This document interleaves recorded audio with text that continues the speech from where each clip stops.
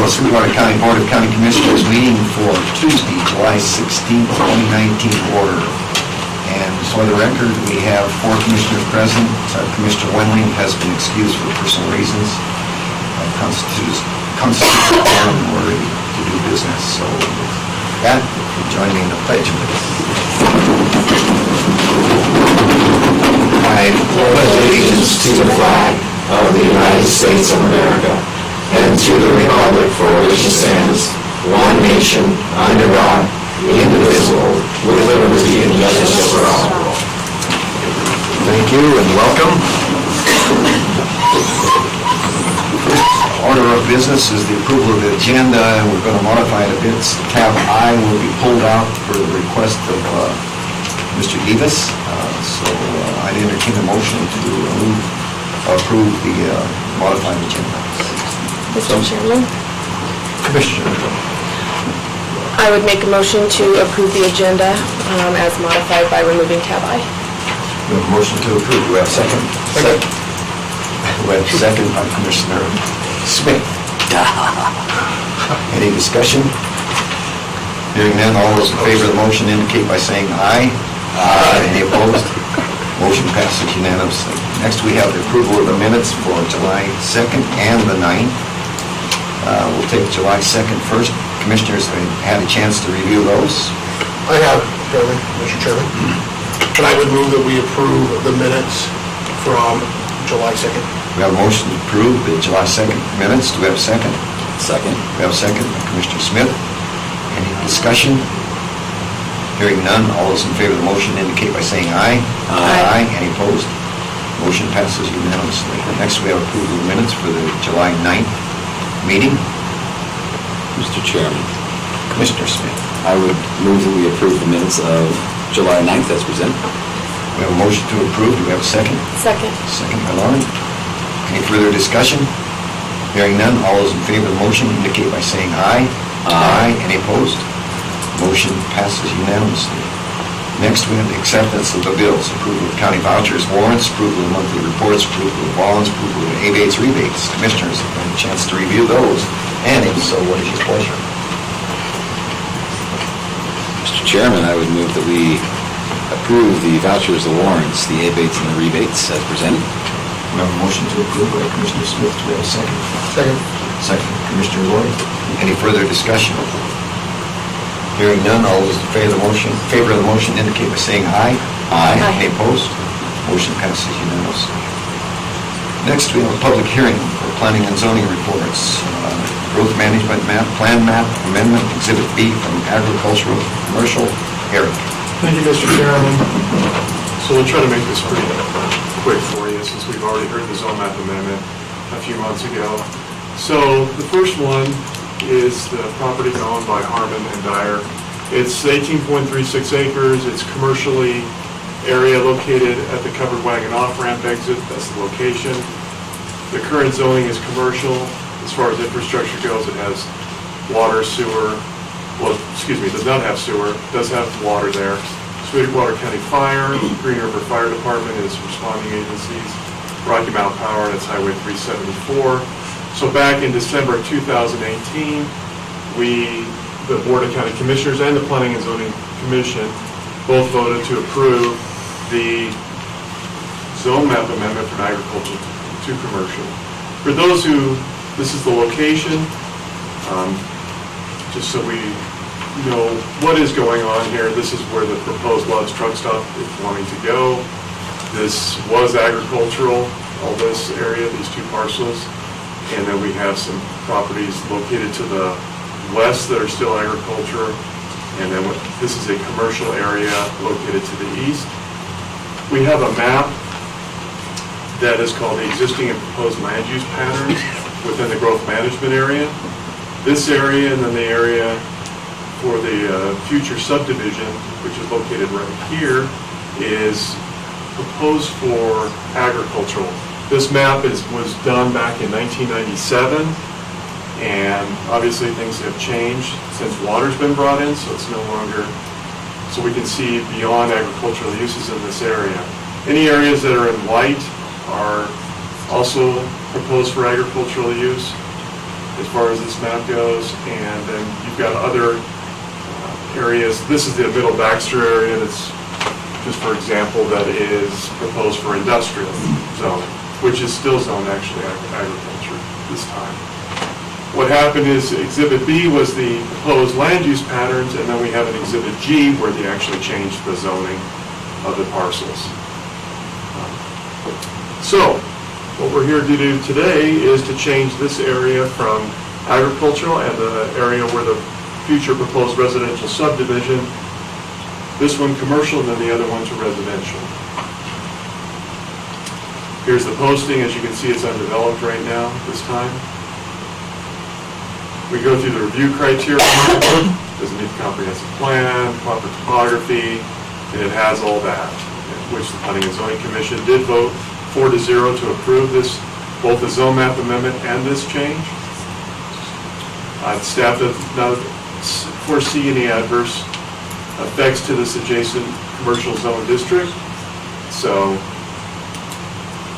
the city of Green River, they have signed the growth management plan, so they are required to comment on the change, and they are in support of it. Staff is in support of the application and recommends approval.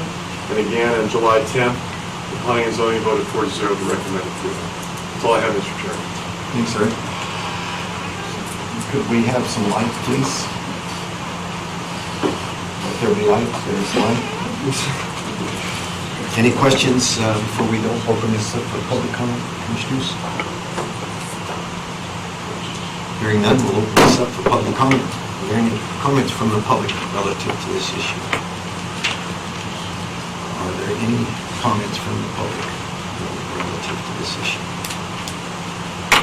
Hearing none, we're going to close that portion of the hearing. So commissioners, I entertain a motion to approve a resolution. Check me on this, Sally, please. Resolution 19-07-001 for approval of the growth management plan map amendment Exhibit B requested by SWC Land Use Department, Sweetwater County. So moved. We have a motion by Lauren and second. Could we have a second, please? I'll second that. Second by Jeff. Any comments from the commissioners? Hearing none, I'd entertain a motion to approve. We did. All those in favor of the motion indicate by saying aye. Aye. Any opposed? Motion passes unanimously. Next, Terry. Yes, thank you, Mr. Chairman. So the next one of the property owners are Lauder and Filliman, and it's a 38.2 acre parcel. It's northwest of the Green River Golf Course off of Gansland Road. Its current zoning is R1. It has public water there now, and it's the Sweetwater County Fire Department is responding. Rocky Mountain Power, Gansland Road is the main access road, and it's Jamestown Rio Vista Water and Sewer District. This was a zone map amendment that was approved a few months ago, and from agriculture to R1 to accommodate a 52-lot subdivision. So May 21st is when actually we approved the zone map, the preliminary plat for the 52-lot subdivision. Here's the zoning of the parcel, which has adjacent R1 zoning. And this is the area for future phases 2 and 3, which they did not desire to change the zone map, to change the zoning, as they wanted to weigh their options in the future. So this is the area that phase 1 that they're looking at developing. Again, just as I explained previously, this is agricultural, and we're asking to change it from agricultural use to residential to accommodate the zone map amendment. This is the posting, as it's undeveloped right now. And it meets all the criteria as far as our zoning resolution and the comprehensive plan. Back in March of 2019 is when we approved the zone map amendment to R1. City of Green River again responded and supports the recommendation of staff, and staff supports the application. The Planning and Zoning Commission held a meeting July 10th to review and recommended approval 4-0. That's all I have, Mr. Chairman. Thanks, Eric. Any comments or questions from the commission before we open it up? Hearing none, we'll open this issue for public comment. Are there any comments from the public? Are there any comments from the public relative to this issue? Hearing none, we'll close that portion of the hearing. And I'd entertain a motion to approve Resolution 19-07-ZO-02 for approval of a growth management plan map amendment, Exhibit B, requested by the Sweetwater County Land Use Department. Mr. Chairman, I would so move. We have a motion by Commissioner Lloyd. We have a second. Second. Second by Commissioner Smith. Any further discussion? Hearing none, all those in favor of the motion indicate by saying aye. Aye. Any opposed? Motion passes unanimously. Thank you. Thank you, Mr. Chairman.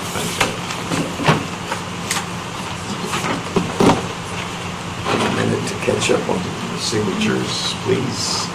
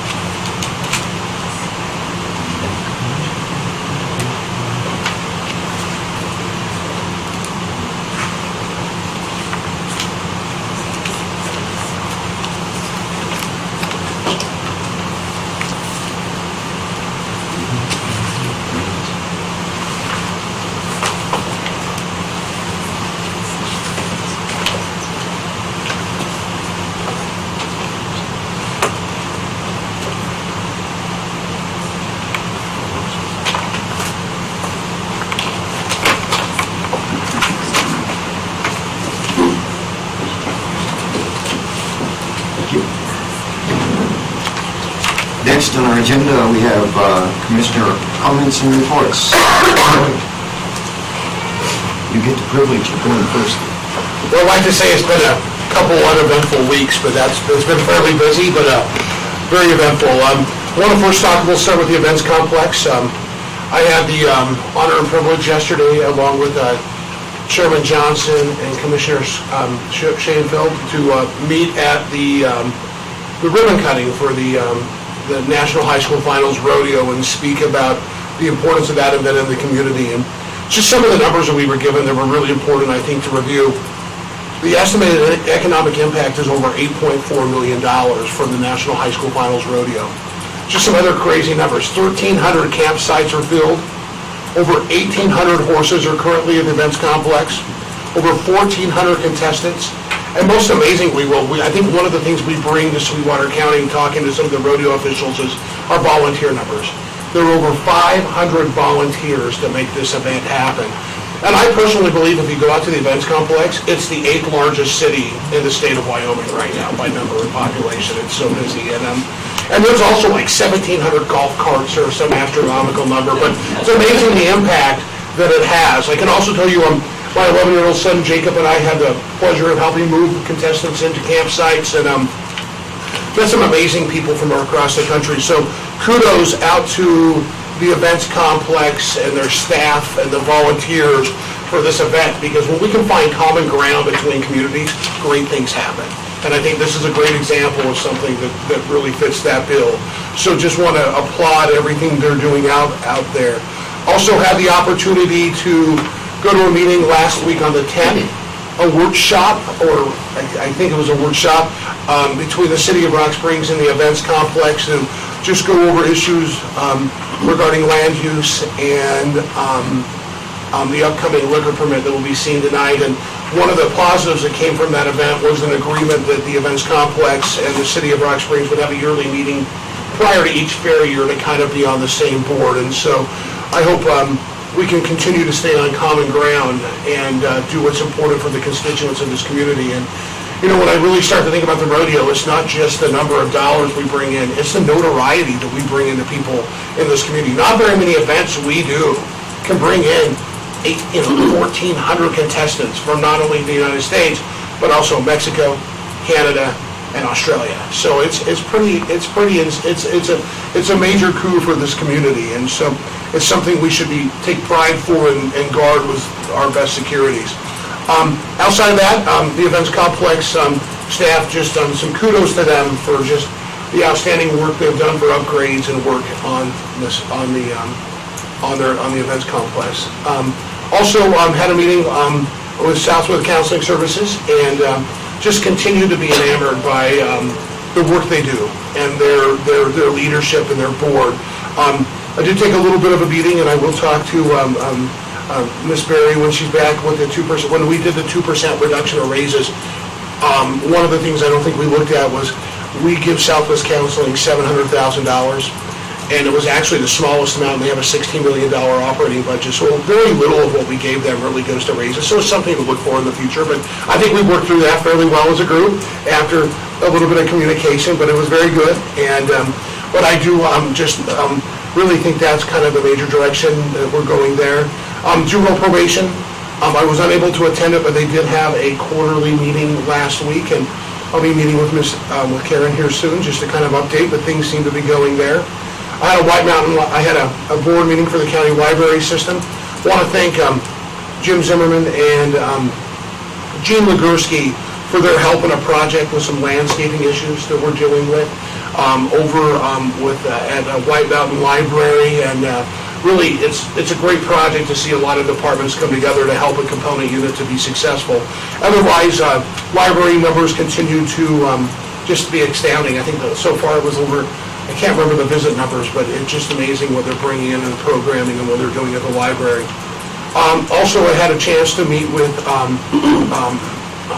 Director Bingham and just learn a little more about P&Z and some of the processes there. So, and then lastly, I want to also thank Deputy Attorney De Leon and Grant Specialist Christina Marshall.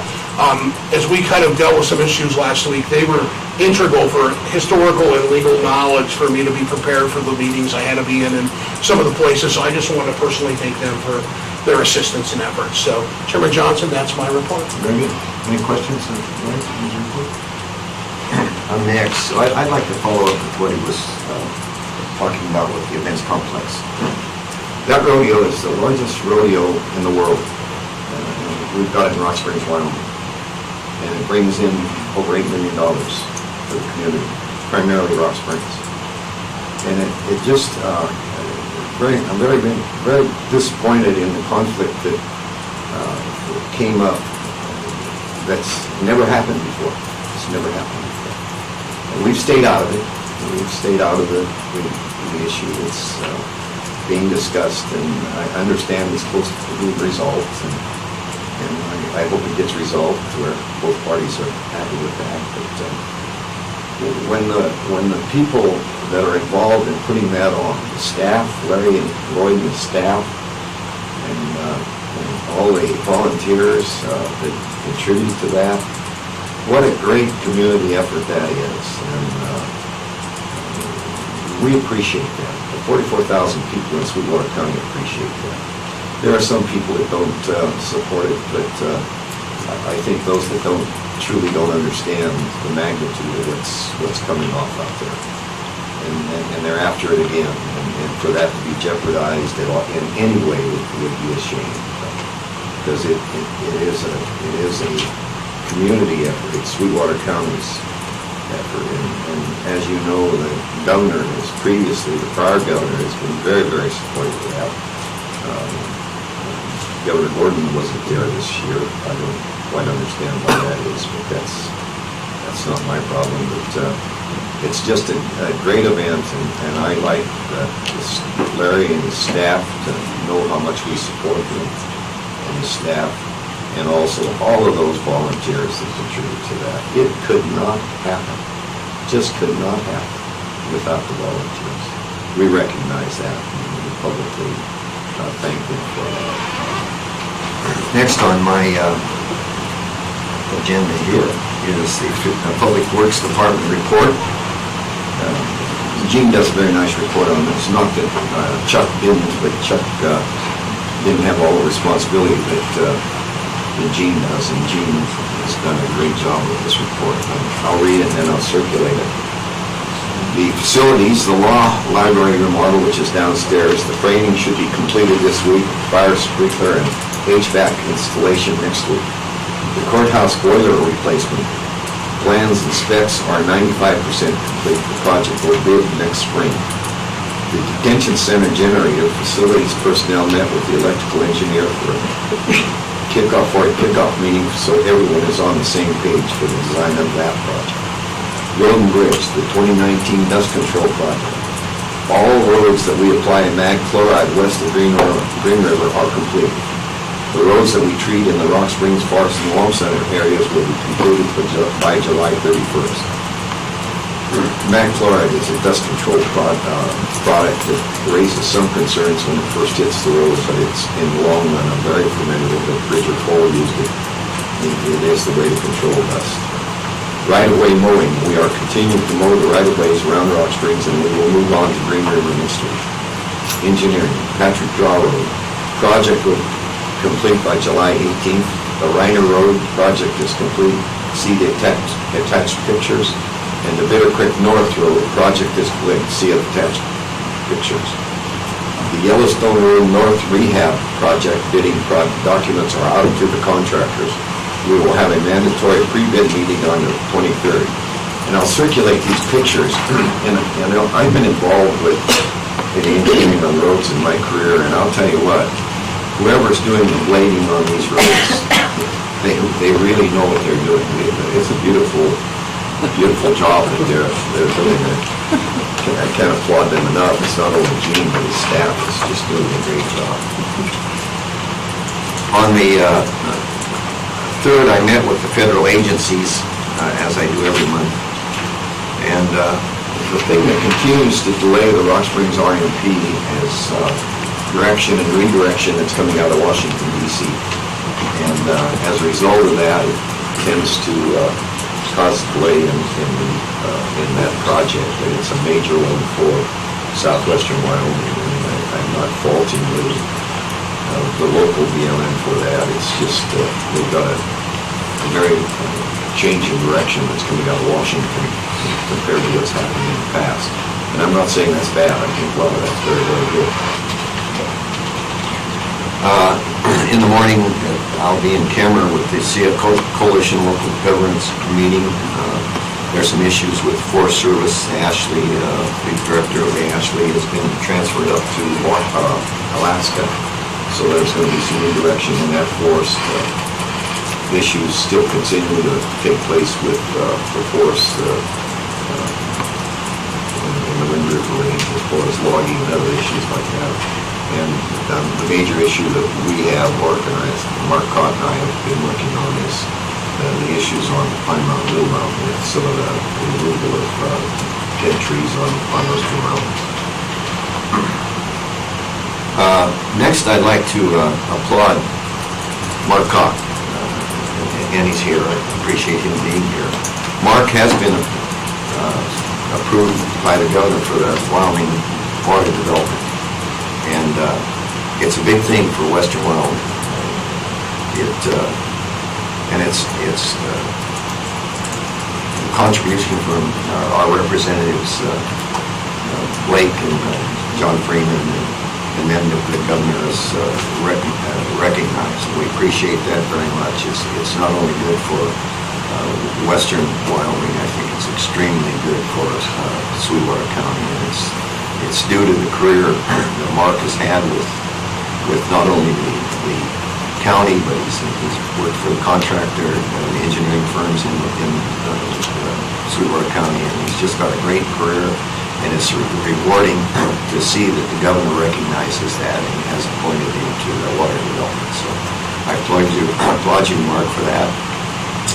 And in that regard, I have some letters. They're draft. If you don't like them, we can still change them. But I think we need to write letters to Freeman and Blake and the governor, thanking them for their involvement in getting Mark approved for that. And what I'd like to do is have all 5 of us sign that if you're in agreement with that. Absolutely. And we'll get those letters out. So again, Mark, we'll do this and appreciate what you've done. And if you'd like to say something, Mark, now's the time. Thank you, Chairman Johnson, and I'd just like to thank the Board of County Commissioners for your letter of support. That I think that letter made a huge difference in my appointment, and I'll do my best to represent the needs of Sweetwater County and Western Wyoming. Thank you. Thanks, Mark. The letter he's talking about, we wrote a letter to the governor urging him to appoint Mark. And one day, Mark, we didn't hear anything from the governor. One day, Mark's driving home from work late at night, and his phone rings, and he's driving, and this is Governor Gordon. He's talking to Mark and he's asking questions of Mark as he's driving down the highway. So I'm sure that was a little unsettling to him, but he obviously answered the questions properly. Got it coming. Again, Mark, congratulations. Thank you. And with that, I think that's all we have. So next is Lori. I would like to echo what my fellow commissioners have said about the National High School Finals Rodeo and urge all of our community to get out and support the rodeo. It's not too late to volunteer. It's also not too late to show up and support these awesome kids that have come from around our nation and Mexico and Australia and Canada. I also want to give a great shout out to International Days. I attended that this last weekend, and it was the biggest, best, in my opinion, that we've had for a very long time. And I think that that's a great event that Rock Springs has been able to put on and continue to grow.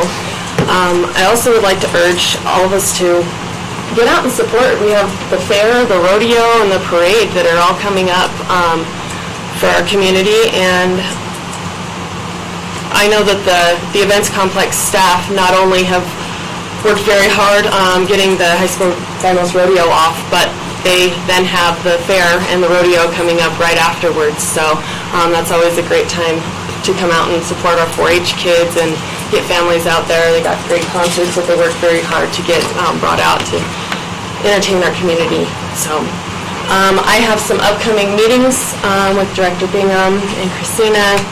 I'm going to be doing the museum tour tomorrow, which I'm very excited about, to learn a little bit more about the museum, and working on getting around to all of our facilities and really getting to know the ins and outs of those things and starting to jump right in and learn. So I'm short and sweet today.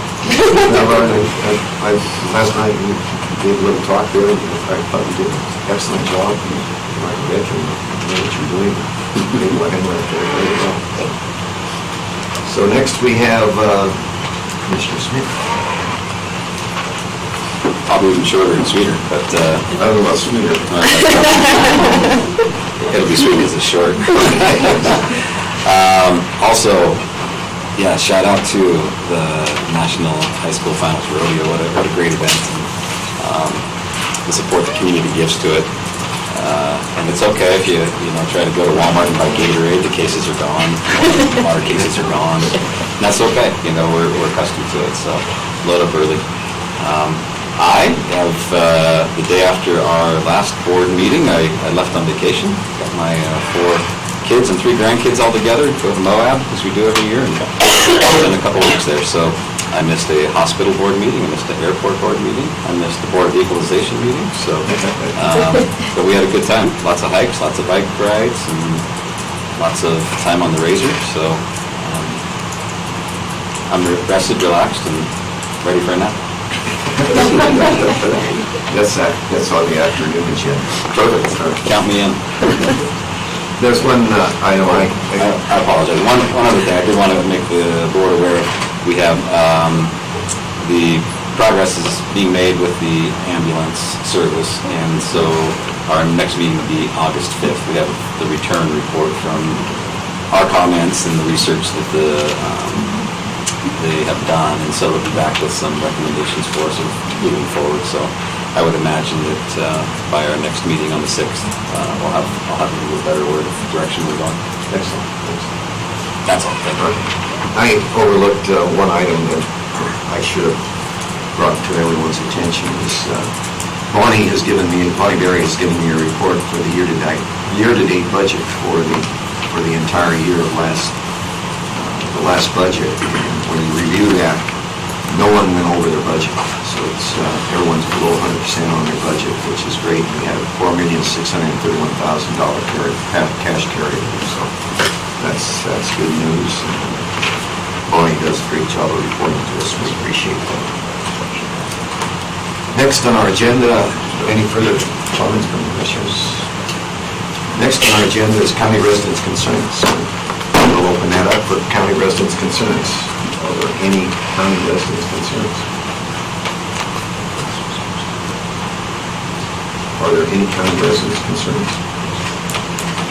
Hearing none, we'll close that portion of the hearing. Next on our agenda is the action presentation items. Approval of Sweetwater County Prevention Work Plan for 2019-2020. Looks like Christina Spizzato. Don't know the other two people in here, so we'll let you bring them all forward and introduce them and tell us all about them and what they do for you and us and all that kind of stuff. Since they apparently haven't been here before, as far as I know. Okay, just to clarify, so I'm Christina, Laura Smith-Lozano, Megan Weston, Danielle Bitters. Okay. Welcome. Okay, so Mr. Chairman and Commissioners, almost a year ago, you approved a grant award in the amount of $486,458 from the Wyoming Department of Health, Public Health Division that expires on June 30th, 2020. So the purpose of this funding is to provide community-based prevention services associated with alcohol, tobacco, opioid, other drugs, and suicide in Sweetwater County. So Sweetwater County requested and considered proposals from outside agencies to carry out these prevention activities or to pass the funding through. And it was ultimately awarded to Southwest Counseling Service, who has hired 2 full-time community prevention specialists, and that is Megan and Danny. So in your packet, just to give you a snapshot of where we are today, of the approved budget, only $92,910 has been expended. So otherwise, as part of the grant project, Southwest Counseling oversees the local prevention coalition that has conducted a community prioritization to identify local needs and propose evidence-based strategies to implement. So this is culminated into a formal work plan that they're going to present here in just a second. So as a note, because only 19% of the budget's been expended, it should increase significantly with implementation of this work plan. And just as a side note, you know, most people like to spend their grant money. This was delayed because of the state last year, so we may try to see if we can move money around with some future line transfers. With that, I'll hand it over to Laura. So Chairman Johnson and Commissioners, thank you for having us today. As Christina said, we are here to get approval of our plan that has been basically the work of the last 9 months or so. These 2 ladies have been working with our coalition and working diligently every day to come up with strategies that will work for our community in the 5 prevention areas that the grant covers. What I'll say is that Danny has quite a bit of experience at the hospital with the Title 25 system. So she's kind of taking some lead on some suicide prevention issues. Megan has a degree in health education and was doing prevention work in Illinois before she miraculously landed in our lap in Sweetwater County, and we were able to snag her for this position. So we've got two really qualified, excellent people to be leading the coalition.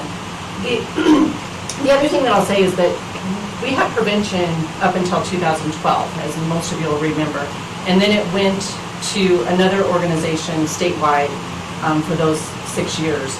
So much of what we're doing is actually starting over and starting at ground zero. There's a lot of rebuilding to be done, especially with the coalition.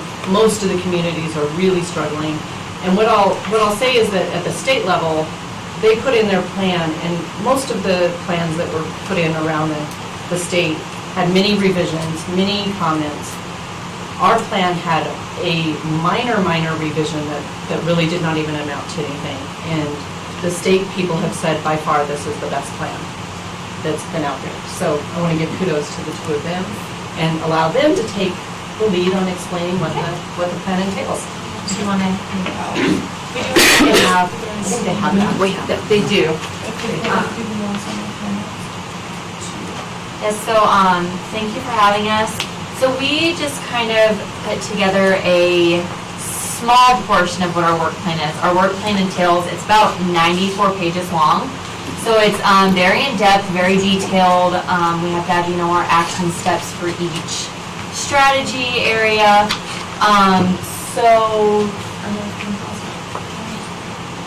Okay. So for underage drinking, we do have some statistics that we went off of to try to come up with strategies. So our county does the PNA, the Prevention Needs Assessment, with high school students and middle school students every 2 years. So we do have data from 2018. So for underage drinking, what we saw with the PNA is that about 34.28% of our high school students reported drinking alcohol within the past 30 days. So that number has gone down within the past years for the PNA that I can see, but it's still a pretty high number. So we really wanted to come up with any strategies that could decrease these numbers. Also, of those 34.28% of students, 15.25 obtained the alcohol from their parents, and 22.29% obtained it from adult over the age of 21. So we can see here that, okay, this is an issue. So I don't know if any of you have heard of the Parents Who Host Lose the Most campaign that they have out. So this entails of billboards, banners throughout the school, throughout the county, to really educate parents and adults over the age of 21 of the dangers of giving youth alcohol.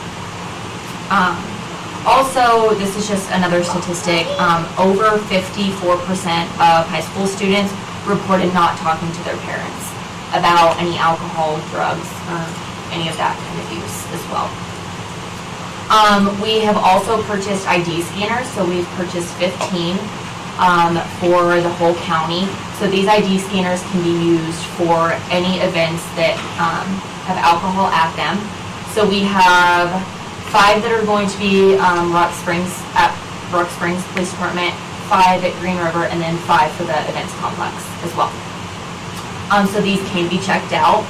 And we are also in the stages of creating a community events checklist. So this checklist can be handed out with ID scanners, saying, do you have wristbands, do you have this, just to really reduce these numbers of underage drinking and also binge drinking as well. And then we will be hosting a tips training. So we do not have right now where restaurants are mandatory that they have to have all their staff tips trained. Some do. Some want their staff to be tips trained before they serve alcohol. It's not a mandatory thing. So we are going to be hosting a train the trainer for tips training. So to increase our number of individuals in the county that can actually give this training to any bars or restaurants. Okay, so Tips training basically is a training where any bartenders or anyone who serve alcohol, they can know the signs of someone who has binge drinking. They know how to cut them off, and they know how to properly ID and serve individuals as well. Some will just, check the ID but don't scan it. Some places don't have ID scanners. So this training is really to teach individuals how to properly serve alcohol to community members. Danny, do you want to talk about binge drinking? Yeah. So binge drinking is one of our biggest topics that we want to touch on. We have lots of funds going to that. We want to implement a safe ride voucher program to pair with the local bars and the taxi services to provide vouchers for safe ride home. So those people that do partake that are of age to drink and properly get home safely. As well as, again, for good drinking, helping that tips training will be added in so then the bar servers know when to actually access that safe voucher program to utilize that. The events checklist, I think, will be a huge thing to kind of, especially for smaller events that aren't community-based, so they know like what to look for and they're not liable. As well as we are wanting to provide standard drink size cups for community events to help lessen the likelihood that people are over-drinking the standard size. Because especially with the different sizes, you can see it for the different events, people have different size cups, and the standard size will be clear, will help promoting of underage drinking to allow the people that are able to drink safely. So that's a lot of our, in 2018, we had 13 alcohol-involved crashes that could have been prevented, as well as 55% of all Sweetwater County arrests are due to DUIs. And also we have 81% of alcohol arrests, which is the highest in the state of Wyoming right now for Sweetwater County. So the biggest one for us is kind of cut down our numbers for future years that we're not the highest for DUI arrests. Can I ask a question, Ron? Yes. I think you said we're at 43%. How does that compare?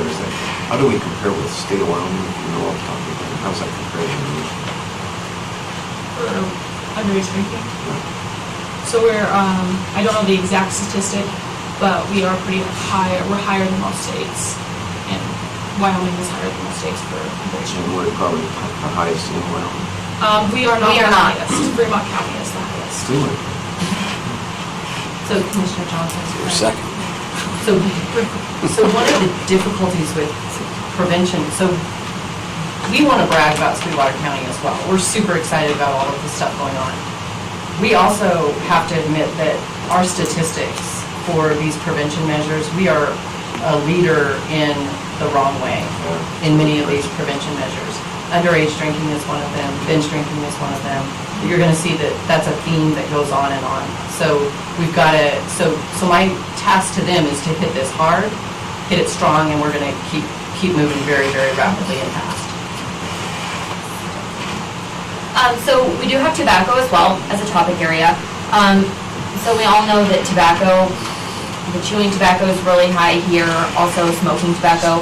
We now have vaping, which has really skyrocketed, especially with our youth. So what we did with the City of Rock Springs is we actually amended their youth tobacco ordinance to include the e-cigarette language. So what was happening were the school resource officers were finding vaping devices on students, and they didn't really know what to do because it wasn't in our city ordinance.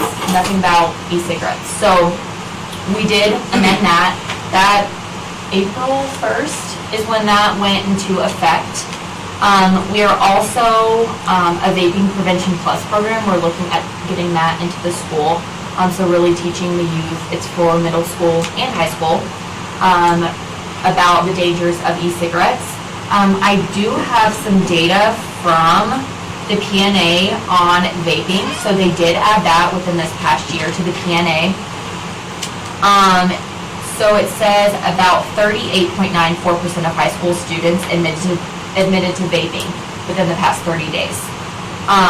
So when asked, how much do you think people risk harming themselves if they vape every day or nearly every day? Only 15.7% of students answered that they are greatly risking harming themselves. So right there, that data shows that they don't see the dangers in vaping. They don't think it's dangerous. So that's one thing that we really want to hit hard with this tobacco are the new vapes that are out. We also are providing tobacco cessation groups for the community, also for our residents at Southwest Counseling and our clients. So these are groups that help teach community members about the dangers of tobacco and then how they can quit. So this is just a group, usually it's a 6-week group that runs.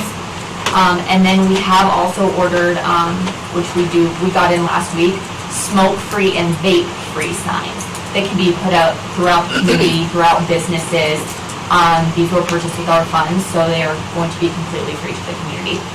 So they just have that additional language of no vaping, no e-cigarettes, no any type of electronic devices. We have opiates and other drugs.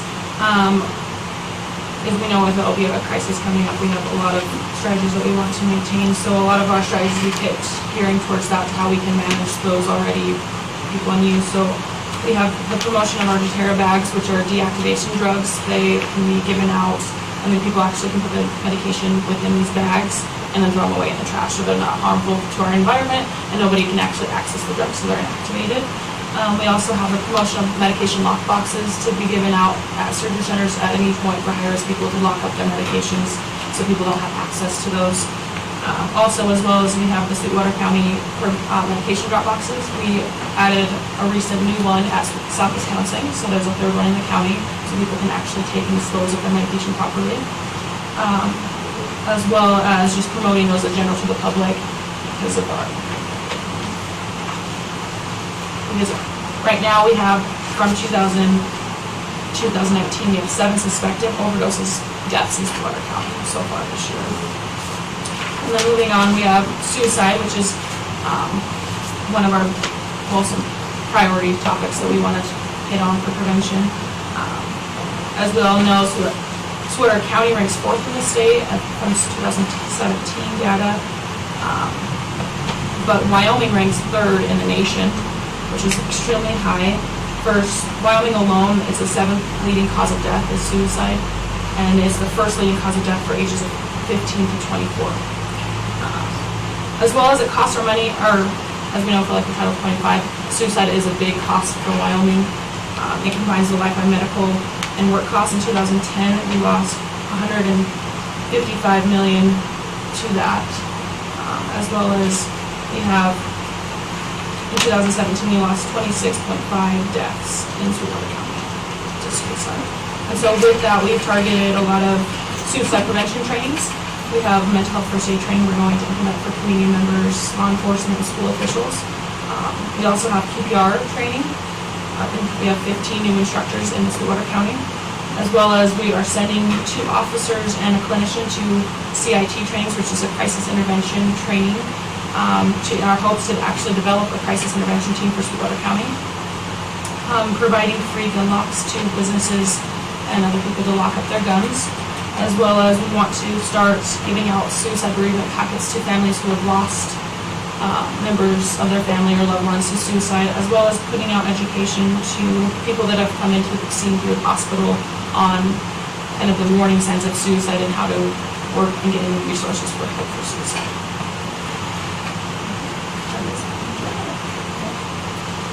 Just a quick overview of our whole work plan. We do have a copy of our full work plan that we can send out, or Christina can send out as well, that goes into much greater detail with some more statistics in there as well. And that posts on the website. Yes, you can.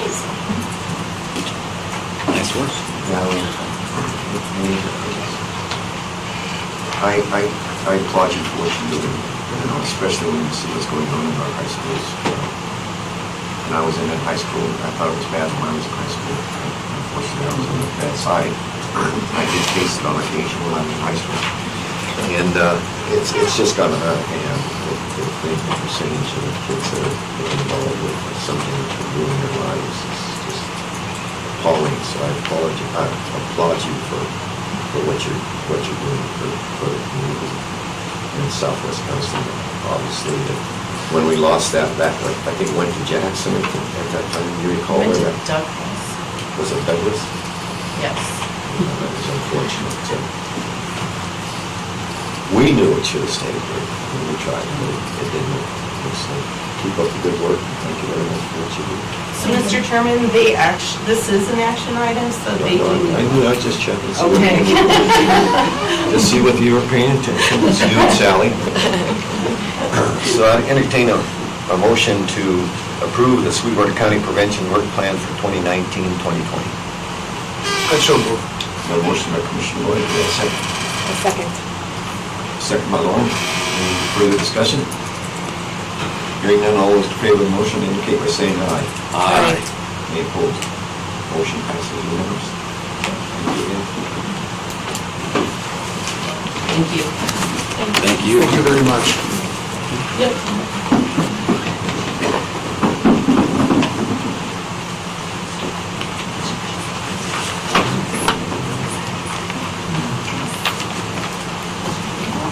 Quite a bit ahead of schedule, but want to take a break?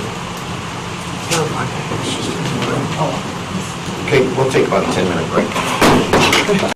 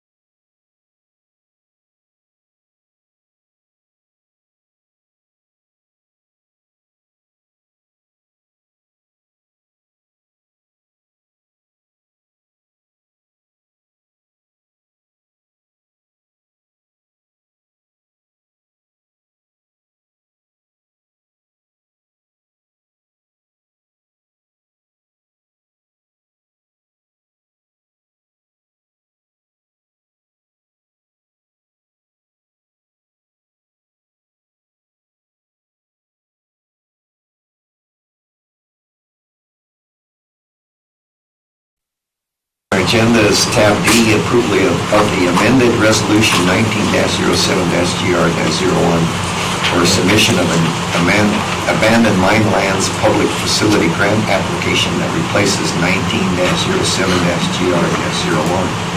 Christina, Jean, and I'm very, very, very apprehensive because that might be reflective of the way I handle this. So, Mr. Chairman, Commissioners, let me assure you, you did nothing wrong. For the record. For the record, and this is pretty simple since the last meeting, language that was on the AML website was updated without any notification whatsoever to us. It was completely by accident and finalizing the grant application that we stumbled upon this, and there's really just two main additions. One has to deal with these federal requirements that would be in a grant award contract, but they wanted it also in the resolution having to deal with endangered species, historic preservation. All this is usually in federal grants, contracts. And then the second item, they wanted a reminder that we would not spend any money prior to a grant award. And that is it. There's no other changes, but let me remind you to, if you approve this, to please sign in blue. I don't see how we could miss that. Sally has a blue pen too for your convenience. Any questions of Christina? So the dollar amounts stay the same. 100%. Something we could get less donation on our side. If something was gonna change, that should have been the something. So the recommendation is to move to approve the amended resolution 19-07-GR-01 for submission of an abandoned mine lands public facility grant application that replaces resolution 19-07-GR-01. So moved, Mr. We have Chairman. a motion by Commissioner Smith. Do we have a second? Second. Second by Commissioner Lloyd. Any further discussion? Hearing none, all those in favor of the motion indicate by saying aye. Aye. Any opposed? Motion passes unanimously. Thank you. And the blue pen, you're going to provide that, I guess? Yours is blue? Mine's blue. Yours is blue. Yeah, but she gives me that time. Not blue enough. Better be sure.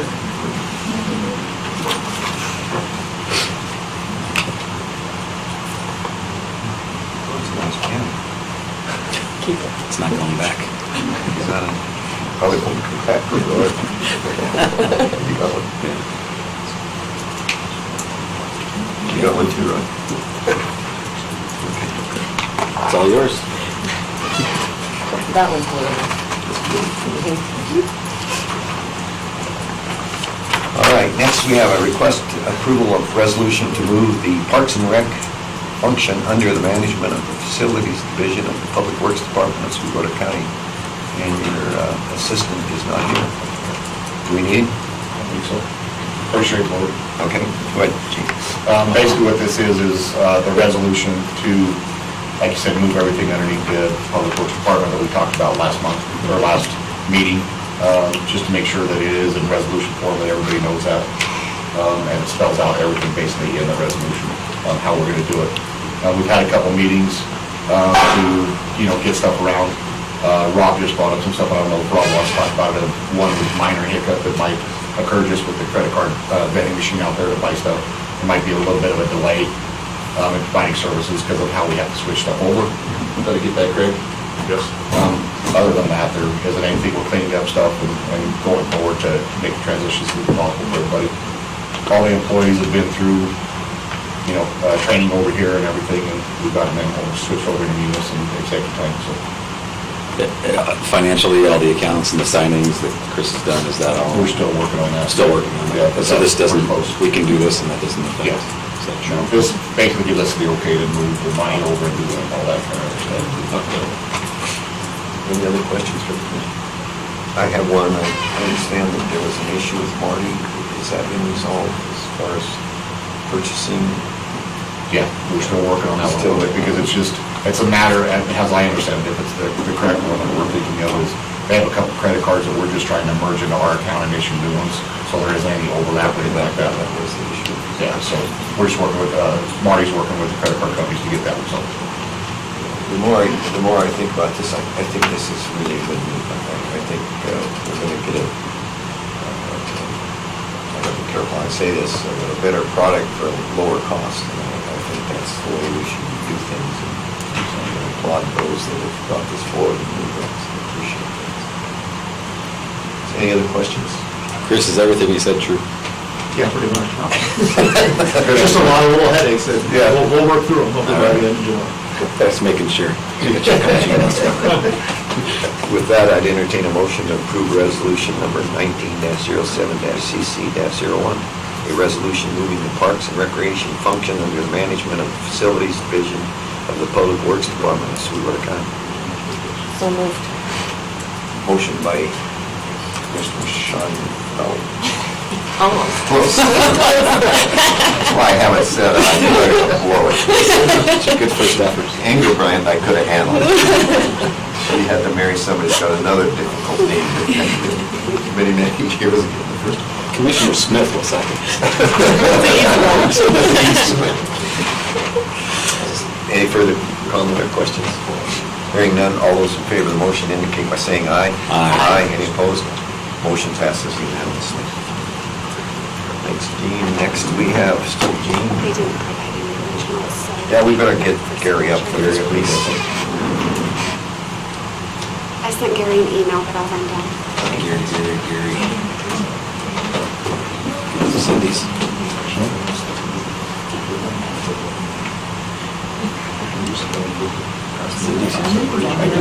Sally, Cindy's here. Yeah, to the next. Yeah, she's gonna take you. Next three. My son's just.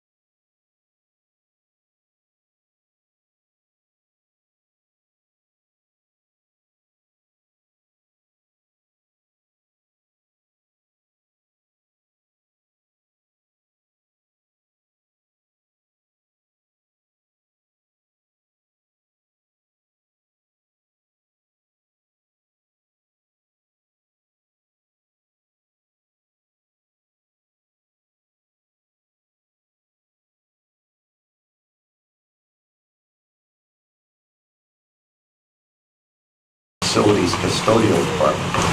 Mr. Legursky and Mr. McLean.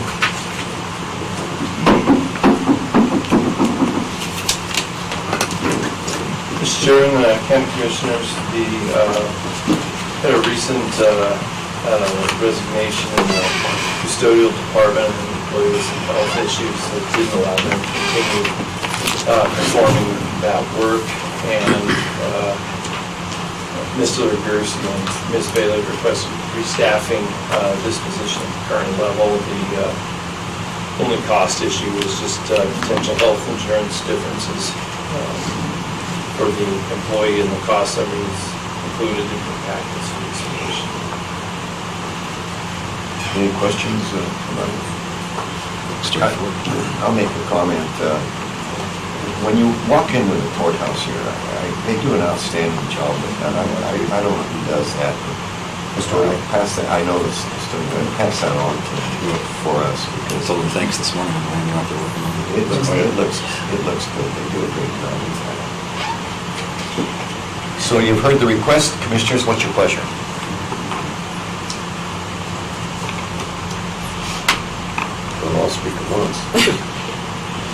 looking for the right one. I would move that we approve the request to restaff the vacant position in the facilities and custodial department. We have a motion to approve. Do we have a second? Second? We have a second by Mr. Shanefield. Close? That's right, right on. Any further discussion?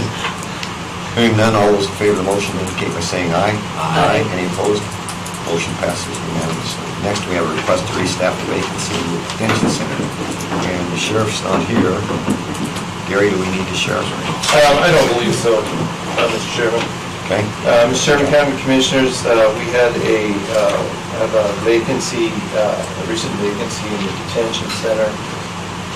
I believe that, we've established what I think is a minimal staffing level within that division for the assigned posts to cover the prescribed areas of supervision in that facility. So I think it's important that we restaff this vacancy at this time. Commissioner Shanefield, at some point, if you'd like to go over, I gave a presentation to the board on the detention center that kind of covers the posts and the staffing level for that. That was an area of some confusion at some point, so when we have a minute, we have to go over that with you and get to speak. Thank you. I'm fairly familiar with it just because I worked a little bit there, but I would Yeah. love that. Thank you. Why did this occur here, this vacancy? Individual just left to pursue other opportunities on a different line of work altogether. Or different, it's Yeah. not a question of salary or benefits or anything like that. Any other questions, Commissioners? If not, I entertain a motion to approve the request to restaff the vacancy in the detention center. I'd so move. We have a motion by Commissioner Lloyd. Do we have a second? Second? Second by Commissioner Smith. Any further discussion? Hearing none, all those in favor of the motion indicate by saying aye. Aye. Any opposed? Motion passes unanimously. Next, we have a request to extend the voluntary separation date on one of our employees. Mr. Bingham is here, and also Mr. Knight. Mr. Chairman, County Commissioners, back in March, the board had approved some early separation agreements, and specifically for the GIS mapper position that now works for Eric. Since that time, we've sort of done an analysis of the position and the type of people that we need and how we can divide the work up in the department, and created a somewhat different position with that and recruited for that. And the position that we've tried is a more of a contemporary position as a GIS planner. That position is basically using mapping and GIS tools to facilitate planning, and that provides, as you know, Eric's the sole planner in the department, so we kind of killed two birds with one stone and getting some planning assistance and backup, and also meeting the GIS needs.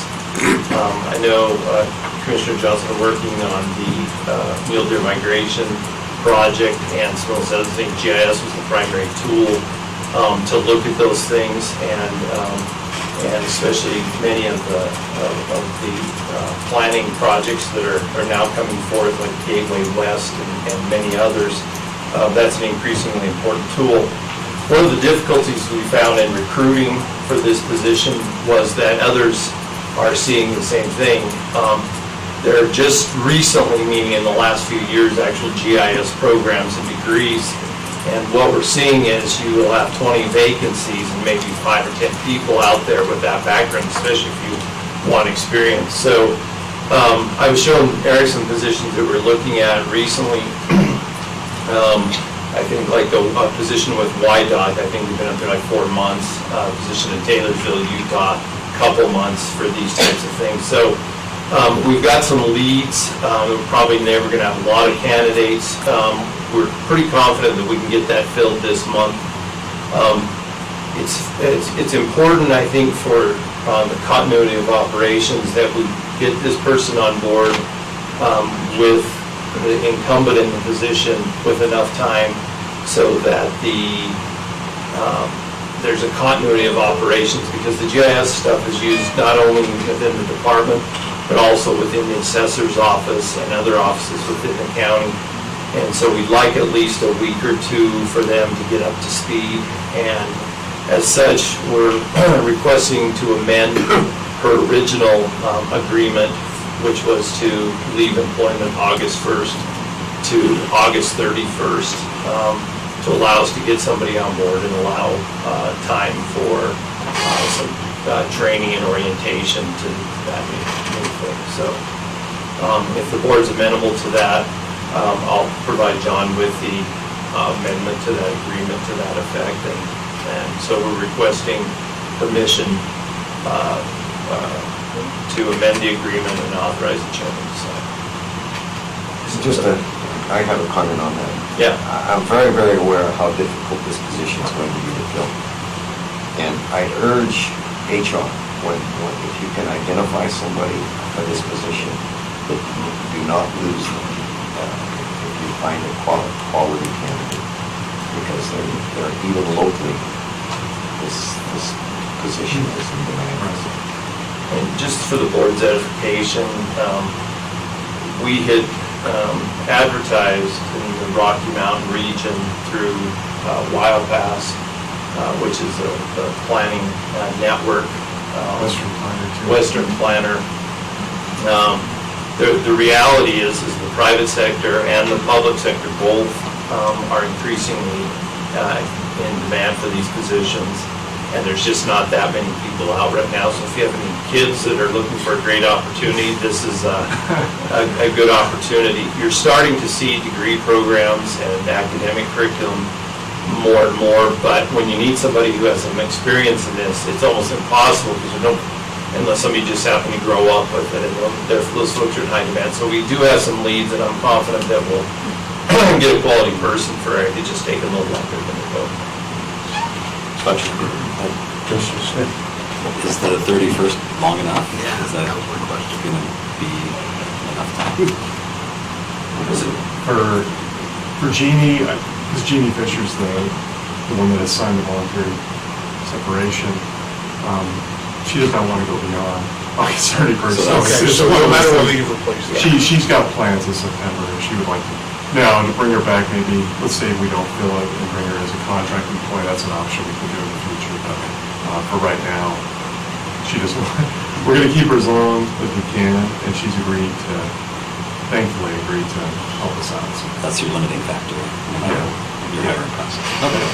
For over the years, I've used the work product of Jeannie, and it's been extremely valuable in the issues that Mark and I, land use issues, federal land issues, and just to keep her on until we can pick her brain with a new person is extremely important.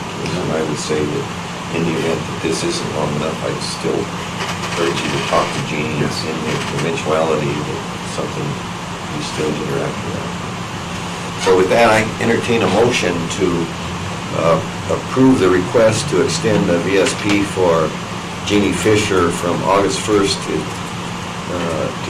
2019 to August 31st, 2019, and allow the chairman to sign any required documents. So moved, Mr. Chairman. We have a motion by Commissioner Smith. We have a second. Second. Second by Commissioner Shanefield. Any further discussion? Hearing none, all those in favor of the motion indicate by saying aye. Aye. Any opposed? Motion passes unanimously. Thank you, Mr. Chairman. Any Commissioner? Thanks. We've had a request that we need the originals for the restaff, the custodian and the detention center and the voluntary separation extension. So whoever is responsible for that, please see that it's done.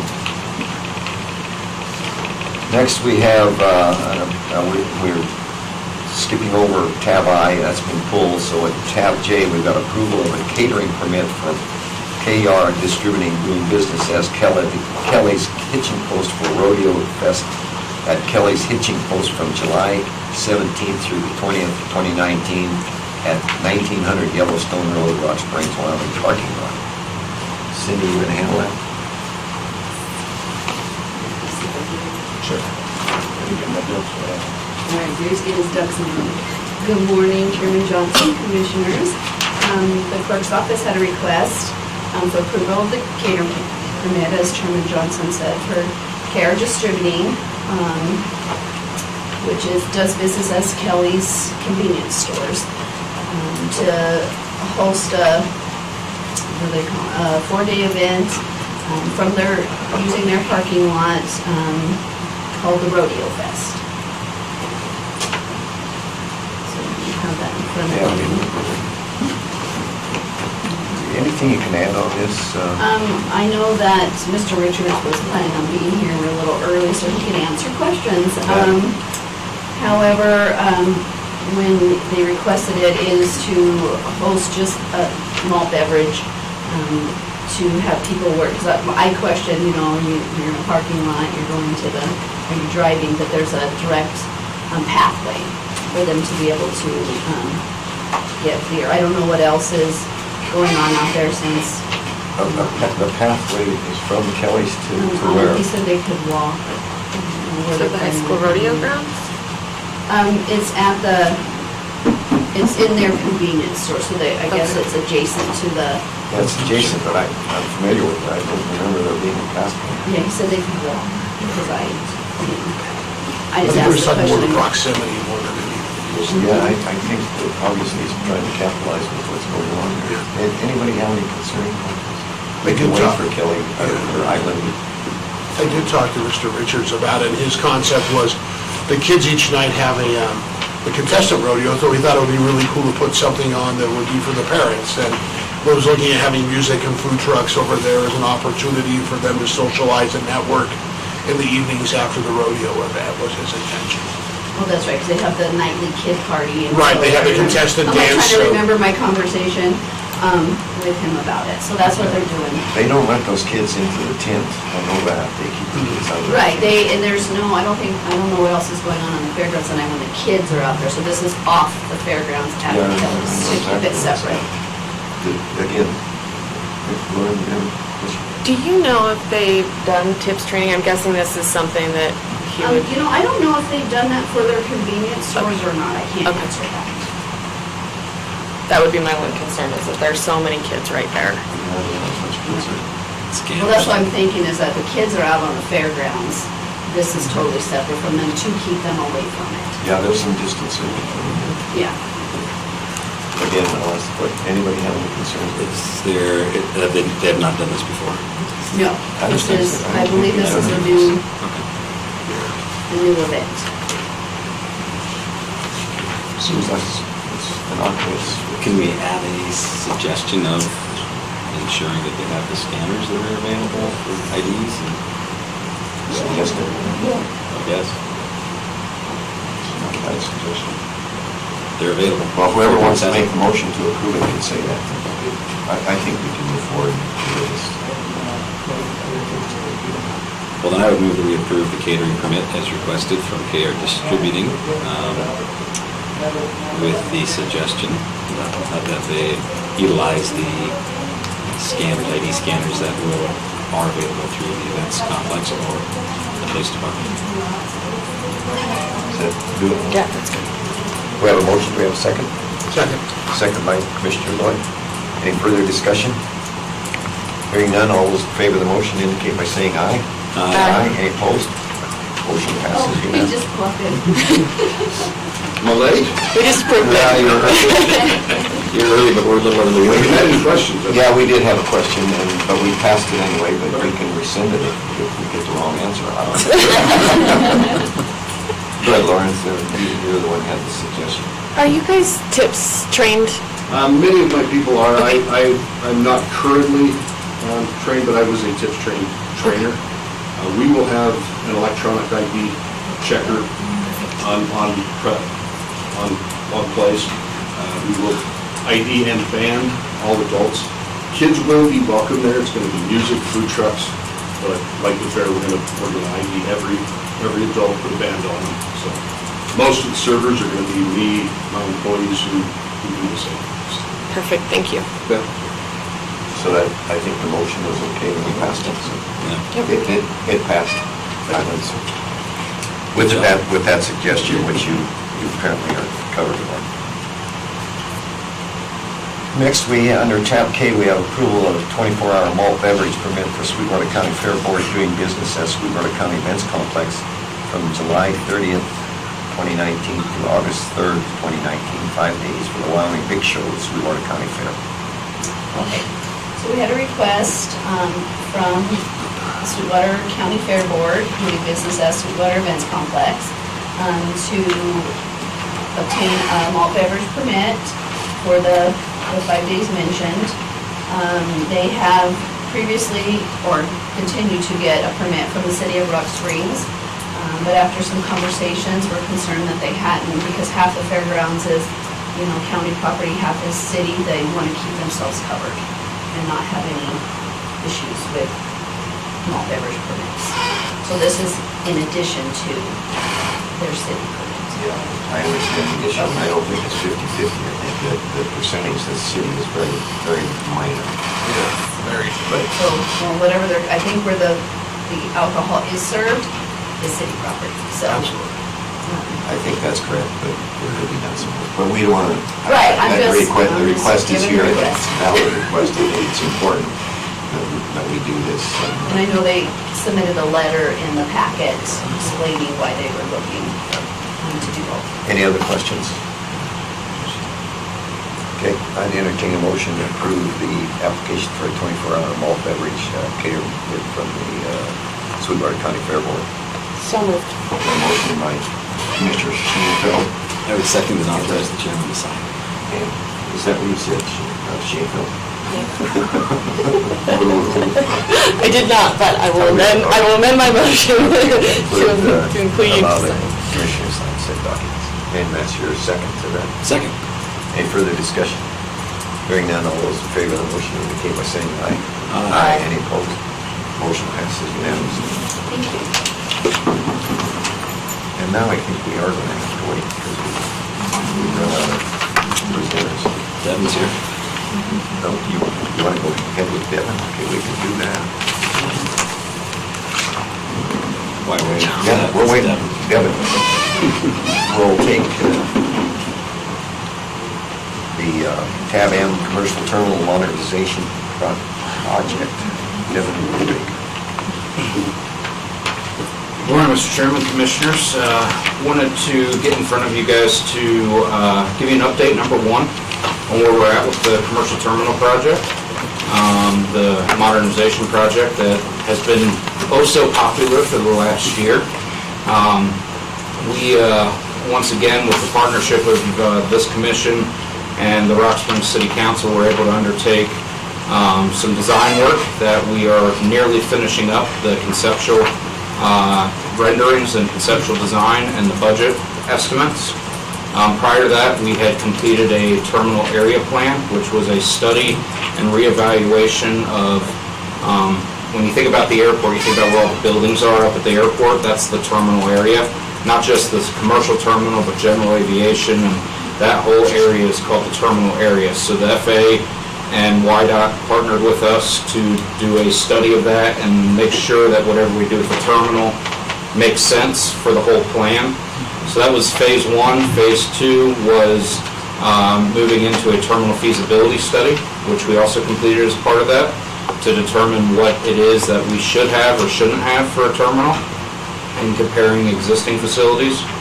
And if you will, phase three was a conceptual design that we are nearing the end of right now. As part of that, we have undertaken a phase one study, which evaluates the existence of asbestos, lead, and any other environmental concerns in the building, so we can properly plan for that. We also have our team working on some fly-through videos so that the public will be able to see what the inside of the building looks like as if they were walking through it when they come to the airport. And then we've also, at our board meeting last week, moved forward with the environmental assessment work that needs to be done with the project. We had some very in-depth conversations with the FAA recently, and they said that our position, our project is very well positioned for funding, and they gave us a list of things that we could continue to do to keep making it better positioned.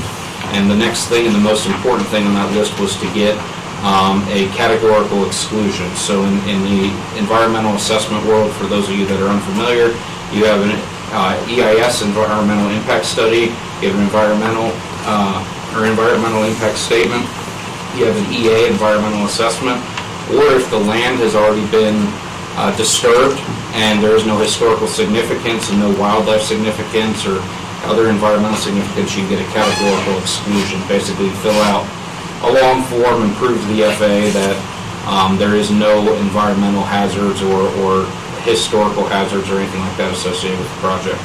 So we're working through that process right now, so that way we've checked all the boxes for the FAA. The last box to check is that we are able to tell the FAA and WYDOT that we can say yes when they call. And that's where the money comes in. And we haven't talked in great detail about the project budget or the cost of this project over the course of the year because we needed to get through the terminal design that we've gone through to determine where we're at on pricing. So where we're at today is we received requests from WYDOT and the FAA last week, which I had forwarded to all of you. That was a survey. It looked like a pretty informal survey, but in discussions with WYDOT, the answers to that are absolutely critical to where we're positioned to be able to accept federal funds. And if you recall that survey, if you don't have it in front of you, asked 2 questions for each fiscal year for the next, I believe, 3 fiscal years. Is number 1, how much local money are you able to have available to match a federal grant? And then the second question was, how quickly can you say yes, basically, if we call? And they had multiple choice answers there. So I sent that over to you for some initial feedback, and then after I sent that over to city as well, they asked for a meeting. I met with the mayor and Matt McBurnett over in the city, and they were ready to move forward quickly. So quickly that it's on their agenda for tonight for approval of setting aside funds for the project, which caused us to need to somewhat react and be here in front of you today to marry that request with the city with what you guys would hopefully say yes to. I want to be clear, we're not here today asking for a check. We're not here asking for you to spend money on the airport any more than what you already have. What we are asking is that you would be willing down the road, should the FAA call or the state call and say, hey, here's $9 million, $10 million, $12 million, whatever the number is, that this board would be willing for, or okay with me saying, yes, I need 2 weeks to get formal budget approval, but yes, we can go ahead and take that. And so that's where, number 1, I'm here for that today. Number 2 is also to highlight that should this project not occur using supplemental, or if you will, surprise funding from the FAA, that this project is still currently scheduled for fiscal year 21 and 22 on our capital plan. And so there's 2 parallel funding models, if you will. You have the one where if we get supplemental funding, it opens up the door where the local match can be very, very low. And to that end, the spreadsheet that we have created here helps us really do the math on all this. With supplementary funding, the total project cost right now, conservative estimate, is at $18 million, is where the total project cost is. And that includes A&E, that includes environmental, includes everything. Where it sits today is if we were able to secure the supplementary funding, the local match on this, with the hope that we would secure $3 million in business council funding, which I'm confident that as long as we make a compelling case to them, we would be successful. They have approved terminal funding to 3 other airports, including us in the past.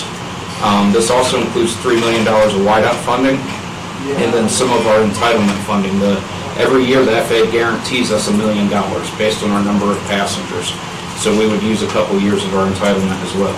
The local portion, if we get supplemental funding, could be as low as $400,000 to do an $18 million project.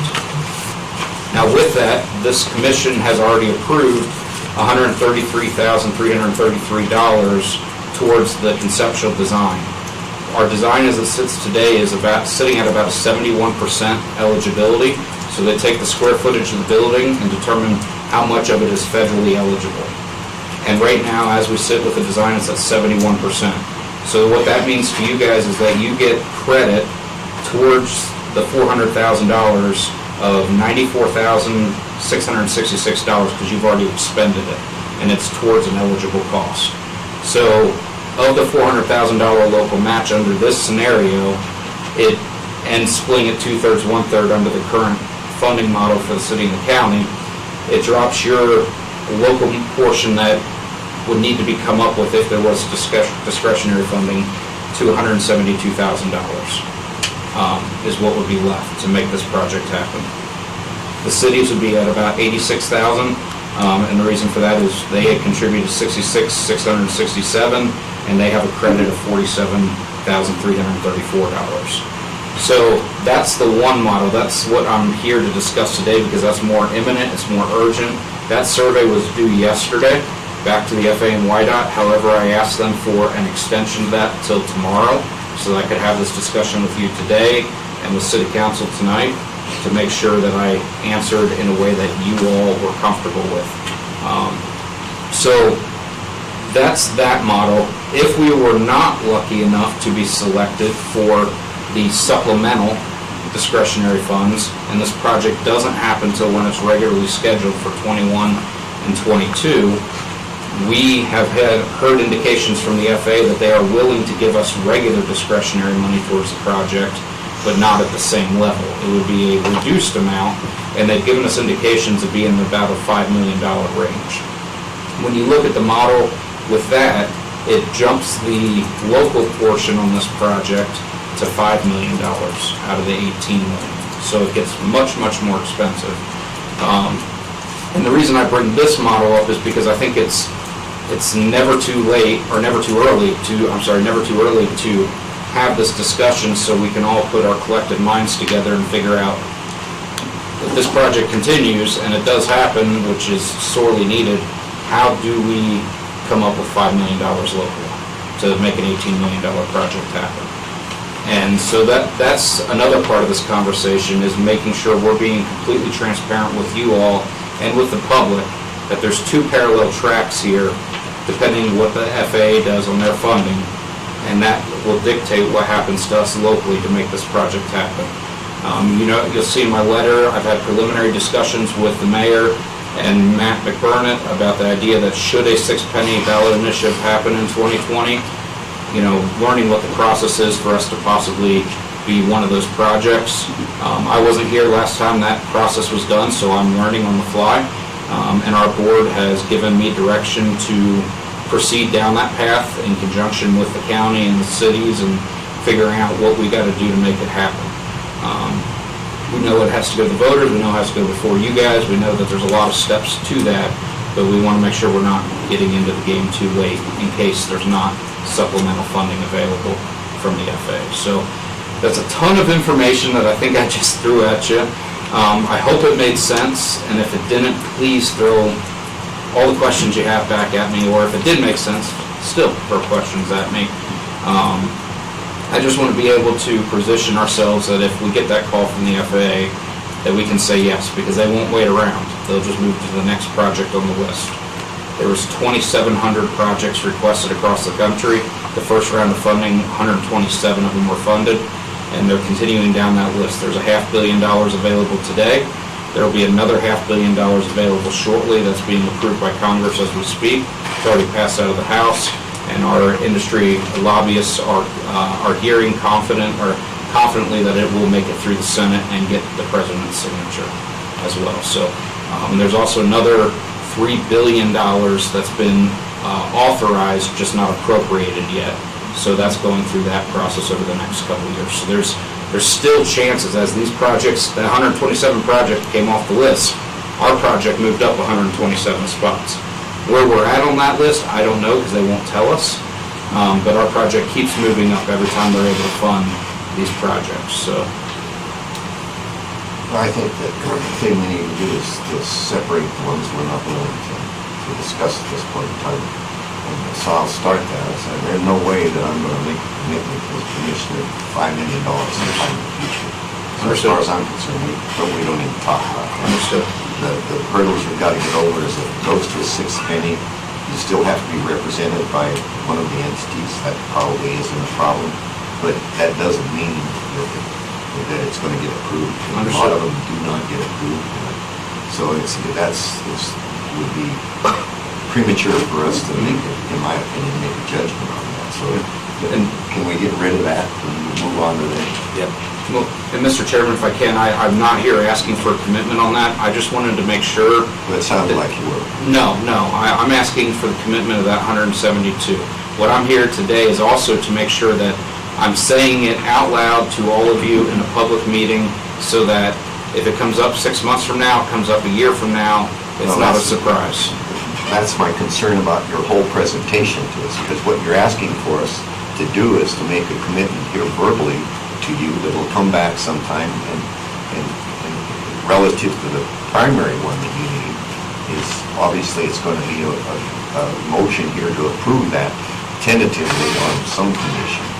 So that I think, you can say all you want about $5 million. If I'm here, it means nothing to me that you've said it here in the past. It's going to have to be handled at the time that you need that money, and it'll have to be on a ballot for the sixth penny or whatever we do with it. So let's just focus on what you need today, Devin, so that we understand what you're asking us to do and we can ask you questions. So what do you need from us today? I am hoping to leave here today with your commitment that should I receive a phone call from the FA or a grant offer from the FA for supplemental AIP, that this commission would support the local match. As it sits today, it would be an additional $172,000 over what you've already encumbered or expended, $172,000. Now, if the grant comes in $200,000 more, $200,000 less, that's going to change that number, but this is our best educated guess as we sit here today. If that number changes, do you have a range where it might change? I do not, and I would come back here before I said yes if the number changed. If the number changed, I would come back here. Right now, what I'm expecting, if we get the call for the supplemental, it would be $9.6 million of supplemental AIP, and it would be $2 million of our entitlement money for a total of $11.6 million. And if that changes from that, I would not say yes until I came and spoke with you all. What I need to be able to do is answer that survey that was sent out in a truthful and accurate manner, that we're able to commit to that. The one option was $250,000 or more. Be able to answer that question accurately and truthfully with your approval. That's not consistent with what you just said a second. What do you need a tentative commitment from us? What amount of money? $172,000. That is the number you need. Yes. Okay. Yes. All right. Yeah. Just stick with that. Let it go with that, and let's discuss it. Okay. Questions? I think $172,000 to get an $18 million project is really a no-brainer. Same thing, I'm kind of a guy who likes to, there's no decision to make until there's a decision to make. So to talk about the $5 million, sure, I understand that may be a possibility, but let's wait and see. I mean, we don't have to make a decision today. There's no, thank you for the information. That's good to know, for sure, so that we understand that could be down the road. But I think we'd be silly to not be willing to support such a small amount for such a large project. And so absolutely in my book. I agree with you that that number might grow. I don't want you to comment on that. 250, I think, still great for 18 million. One of my concerns and questions with the survey, Devin, is it talks out, are we willing in 2020 to provide this match in 2021, 2022, and I'll be honest, I'm fearful of what could happen with the RMP situation, how it could affect our funding as a county in 21, 22. So one of my concerns is, right now I'd feel comfortable short-term with that commitment, and I do believe that the airport is one of the most valuable pieces we have in economic development and growth in this community. But it's hard for me to say I feel 100% comfortable in 21 and 22, not knowing the future of making that commitment at a point. I kind of shade toward I might possibly lean that way, just because I think if we really have successful economic development, it's going to be a must. But one of my struggles in this is that prediction of the future. And so I guess how would you ease my concerns with that? I can tell you that, Mr. Chairman, Commissioner, I would be more than happy to rescind, and you can always say no. Until the grant agreement is signed, you can always say no. This is, until you guys approve the formal grant agreement, there's always an out. We would hope to not have to execute that, but if the situation turns, the financial situation for the county, the city, changes where we can't afford the local match, then you just don't sign the grant agreement when I bring it before you. And that's the simple and easy answer to say, this just doesn't happen. Basically, what we'd be approving is a tentative possibility to provide $172,000. Yes. Okay. Sounds very not so good, but that's exactly what we're doing, is just being able to be ready for it if it To comes. show support. Yeah. Well, one of the things, I'll let you go ahead. I have one question for you in that Commissioner Boyd was asking about the 2020 and 2021. How long is this window of opportunity for the supplemental funding from the FAA open? Mr. Chairman, Commissioner, as it stands today, there's the $500 million that's available today. There's another 500 that I mentioned that'll be appropriated for fiscal year 2021. There's up to $1 billion for 22 and for 23 that's already been authorized. So the window could extend all the way out into fiscal year 2023, but our intention would be this project, without supplemental money before 2021, goes forward just under the other funding model that we're not talking about anymore today, but that's our intention if we can get the local funding in place. If we're well on our way, 80, 90% complete, 100% complete, can we still get that funding? No. Once you break ground, or we're... Yeah, so once the work's started, you're out of the drawing. Now, doesn't mean we can't submit another project for the airport, and I don't know what that would be, but we could submit another project for supplemental. Questions, please. Go ahead. That was all I had for that. I think that 172 is a drop in the bucket compared to the larger sum. One of the things that has been stated before by the county treasurer is he is concerned about the reserves that we might use relative to two projects that we had going prior to consideration of the airport. And he's concerned about the reserves. For us to go beyond that, I think may jeopardize the two projects that I feel have a priority over yours. And I'll be honest with you, there are a lot of people saying to me, why do we need a new terminal at that airport? I don't want to debate that with you, I'm just telling you that there are people out there that think we've got a terminal that's adequate. I know you disagree with that, that's fine, that's what you get paid for. But there are people that I represent that feel that we don't need it. But I will support the tentative request for the 100 million, whatever your number is. Did somebody get that? 172. So, what's your pleasure, Commissioner?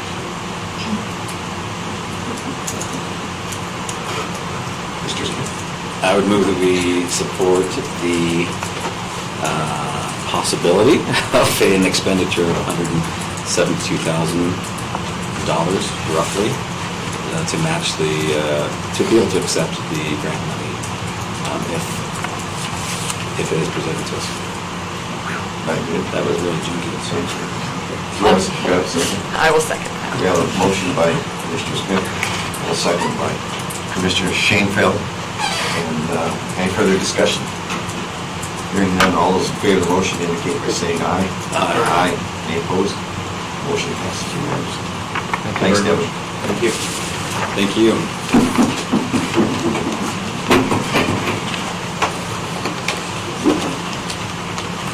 Next, we have the, we need to back up here.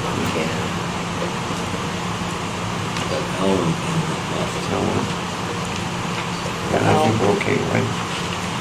Tab L, Sweetwater Economic Development Coalition Memorandum of Understanding fiscal year 19-20. Good morning. Kim McDonald, Business Development Director for the Sweetwater Economic Development Coalition. I'm here today to ask for your approval on the MOU that we've provided. This MOU is consistent with the last 2 years that we have done an MOU with the county and the two cities.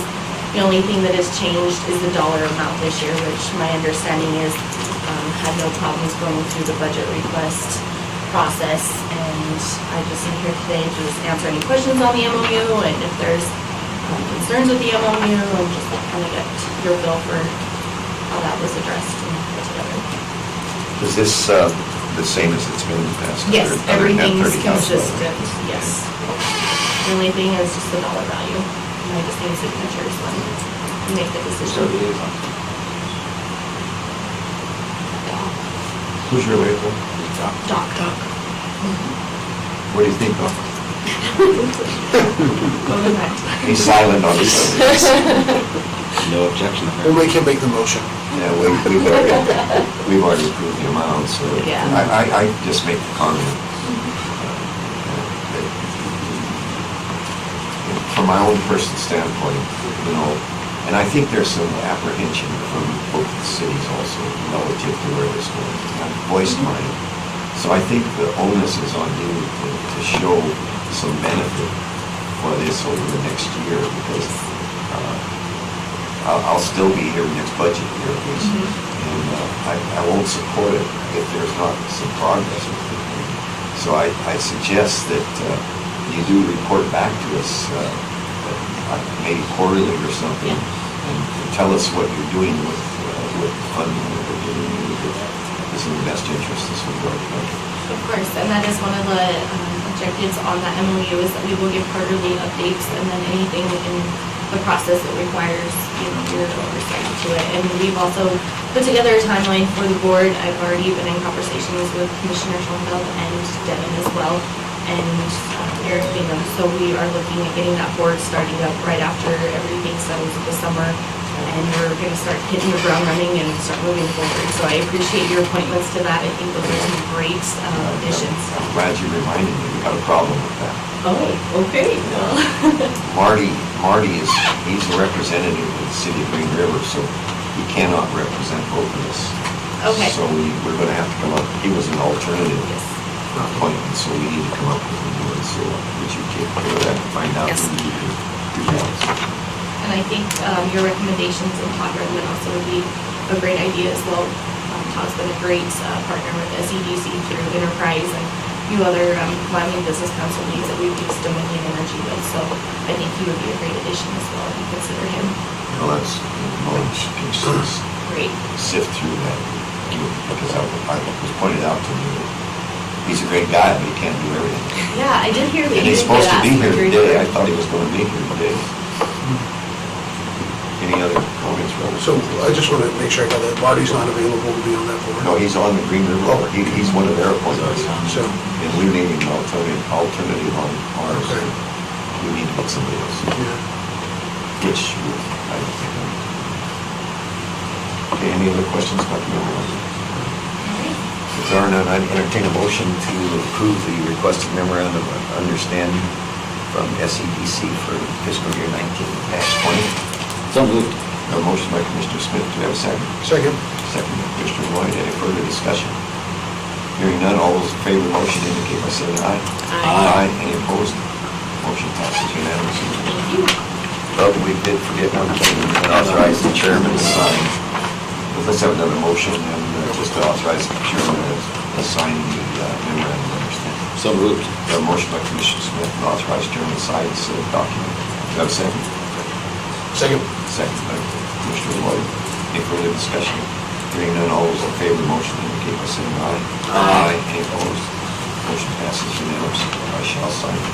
Thank you. I appreciate that.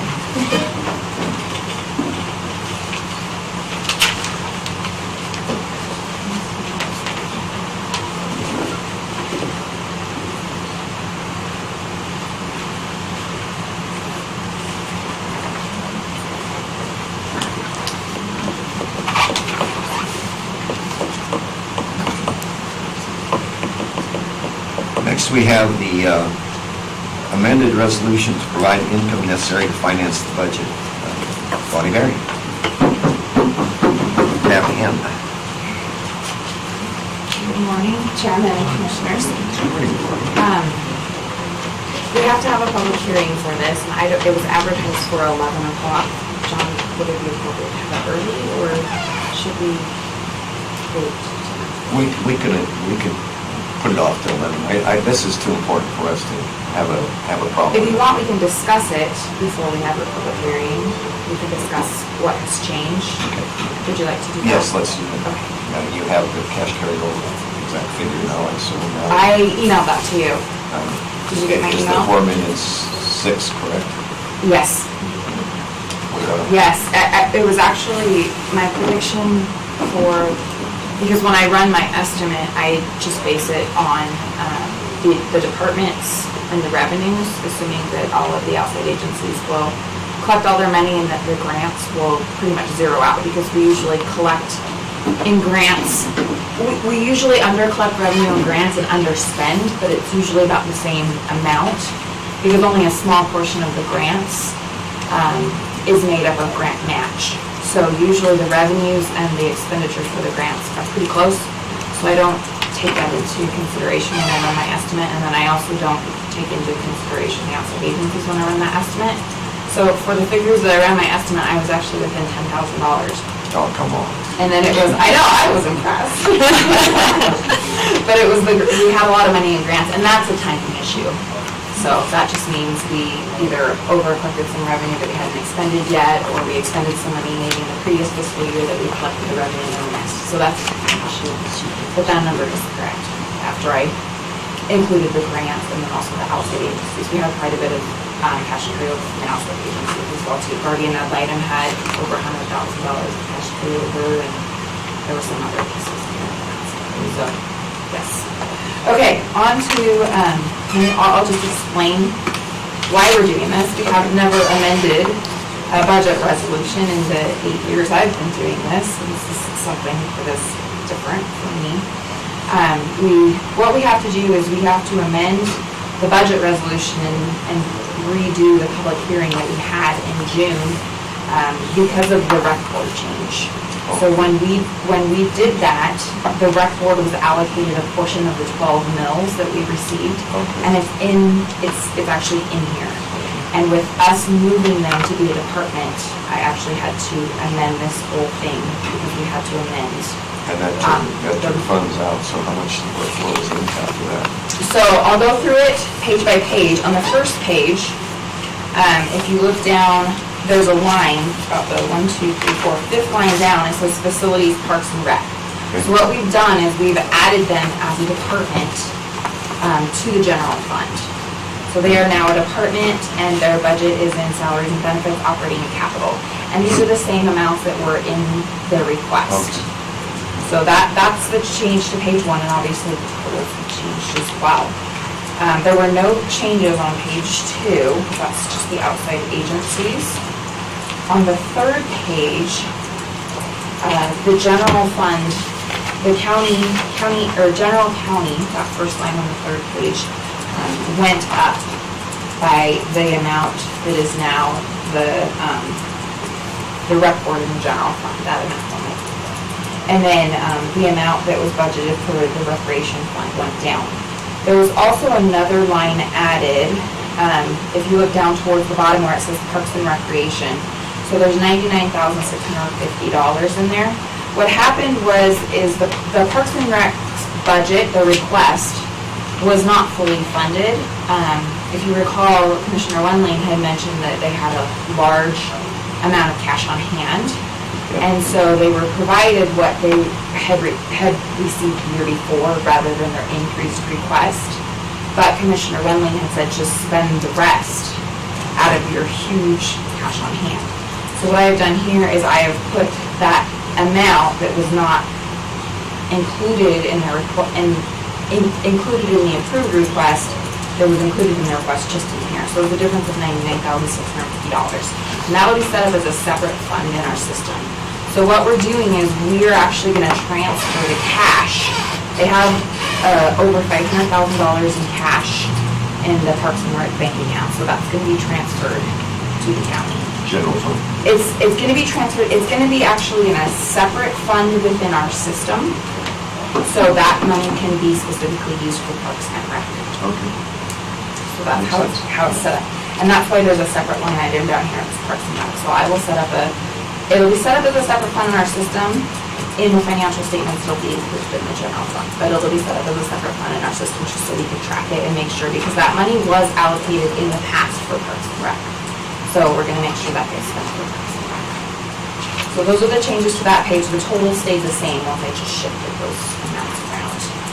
If you turn to the next page, down at the bottom is where we put in the tax requirement amount and then also the tax mill levy. So you can see that the Parks and Recreation is no longer on there. I have removed that amount and I have included both the tax mill levy portion and the tax requirement amount in the general fund. So that's where it will be now. And that is, those are the changes other than saying, adding amended and changing the dates. Those were the changes. Are there any questions? Yeah, I have a question. Okay. Not with this. Okay. It is with this, but in the Rock Springs Rocket, you were gone, so I wanted to give you when this was pressure in my mind. But I still think I remember exactly what it said. It was about 3 columns that were showing the budget for the county. And it showed the revenues in one column, and it showed the expenditures in the next column, and then the difference. And in that difference, it said that the expenditures exceeded the revenues by $11 million. Did you happen to see that? No, there shouldn't. Okay, that is possible. I don't think there was a difference column. You're speaking of the ad that I sent in the paper that was advertised last Tuesday? I don't know where that came from, but it was in the paper and it showed. My question is only that we don't have a deficit of $11 million. We don't. So the general fund does not, I should say that. I would have to look at the ad that I sent to the paper to see exactly what the difference was. But we do have more expenditures than revenues when you look at our other funds, and that also includes the component units, including the hospital. So that it might be. I would have to look at the ad and look. But we have funds, we have like the fuel tax fund, we have some other funds that do run into deficit because they have so much money already in them. But as far as the general fund goes, it was around $2 million that it was $2 million. I can't remember exactly the amount, but it was around $2 million, $2 or $2.5 million. It's amazing. The only person I have any questions, nobody asked me about that. I thought that would have tilted the machine. Well, I think with how big of a cash carryover we had, I think that's appropriate. As far as government accounting goes, those funds should be expended. You're supposed to benefit the taxpayers that are paying in those funds. Would you look at that then? I will look at that. I will, and yeah, we can go through it in detail if you would like. I didn't look at the difference. I remember in the columns I had I had a revenue column, an expenditure column, and then I had a reserves. And I never subtracted the two, but I could see it being a significant amount. The math was right. The math was right. Okay. Right. Anyway. I will look into that. And then the other thing I'd say is this document that you do for us monthly is to showing where these different entities are relative to their budget is very, very valuable. And I appreciate that. Is there any other additional information that you would like? This last one that showed it for the years, it's so quick to look at that. None of them were 100 or over. Oh, they can't be. That's why we do budget amendments. Otherwise, I get in trouble. No, we don't want you in trouble, that's for sure.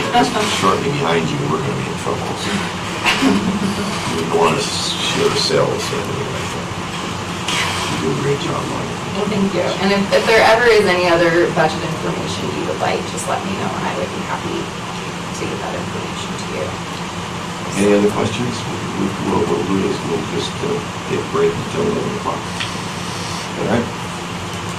Count me in. You want all my board, we'll break until 11 o'clock. Okay. Thanks. Thank you.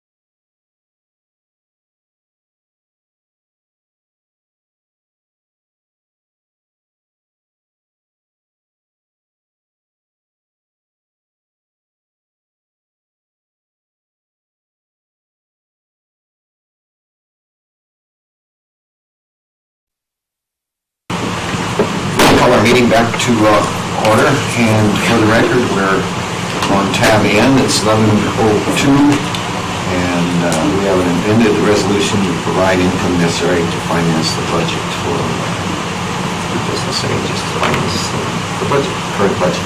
Bonnie Berry.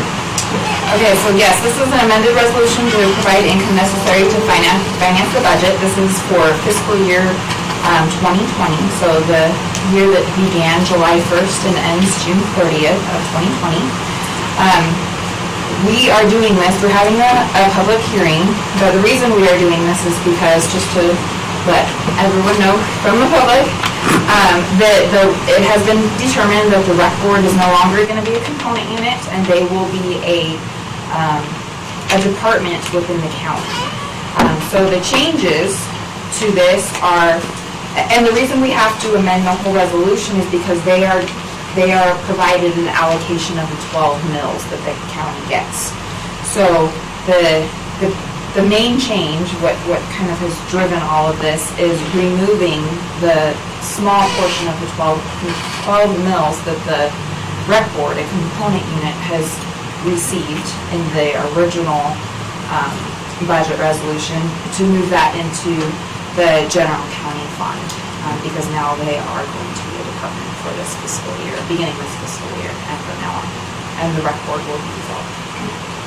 Commissioners, do you have any questions or comments relative to that? I think we should open this up for public comment, just because I think it would be appropriate. So I'll open this up for public comment. Are there any comments from the public? Are there any comments? Why don't we just go around the room and ask them? Well, we got one here for the first one. Yes, you're right on. So, hearing no comments from the public, we'll close that portion of our hearing and entertain a motion to approve the amended resolution to provide income necessary to finance the current budget. I would so move. Mr. Chairman. Motion by Commissioner Smith. Do we have a second? Second. Second by Commissioner Shanefield, and my note is gone, and I still managed that. Any further discussion? Hearing none, all those in favor of the motion indicate by saying aye. Aye. Any opposed? Motion passes unanimously. Thank you. Bonnie, you've done this, what, 3 times now? Oh, just wait, we've got budget amendments at this. Yeah, I know, it's gonna It'll be a fun year. So next on our agenda is, are there any other issues to come before the commission? Okay, are there any issues that we need to go into executive session for? Okay, hearing none, we'll